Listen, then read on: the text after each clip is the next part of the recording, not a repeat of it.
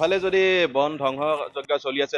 পশ্চিম কামৰূপ বন সংমণ্ডলৰ বিভিন্ন এলেকাত, আন এফালে বন ধ্বংস হৈ আছে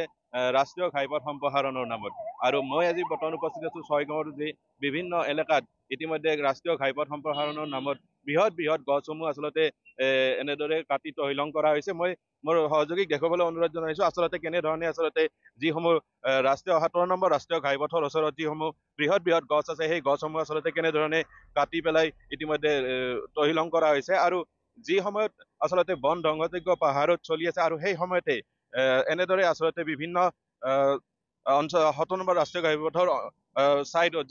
যিসমূহ কাষৰ দাঁতি কাষৰীয়া অঞ্চল আছে, সেই অঞ্চলসমূহত ইতিমধ্যে বৃহৎ বৃহৎ আকাৰৰ আচলতে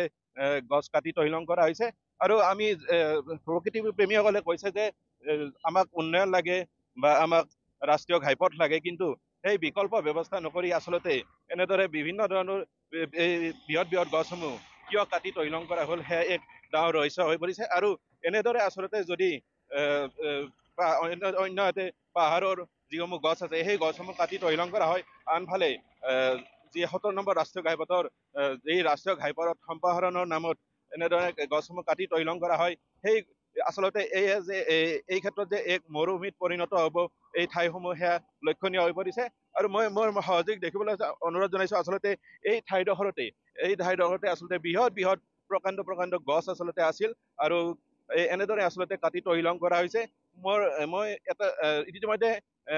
স্থানীয় যি ৰাইজ আছে বা দল সংগঠন আছে, তেওঁলোকে এই ক্ষেত্ৰত বিকল্প ব্যৱস্থাৰ কাৰণে যি মুখ্যমন্ত্ৰীলৈকে তেওঁলোকে স্মাৰকপত্ৰ প্ৰদান কৰিছিলে যে বিকল্প ব্যৱস্থাৰে ৰাষ্ট্ৰীয় ঘাইপথ সম্প্ৰসাৰণ কৰিব পাৰি নেকি, কিন্তু সেই ৰাইজৰ যি দল সংগঠন বা ৰাইজৰ যি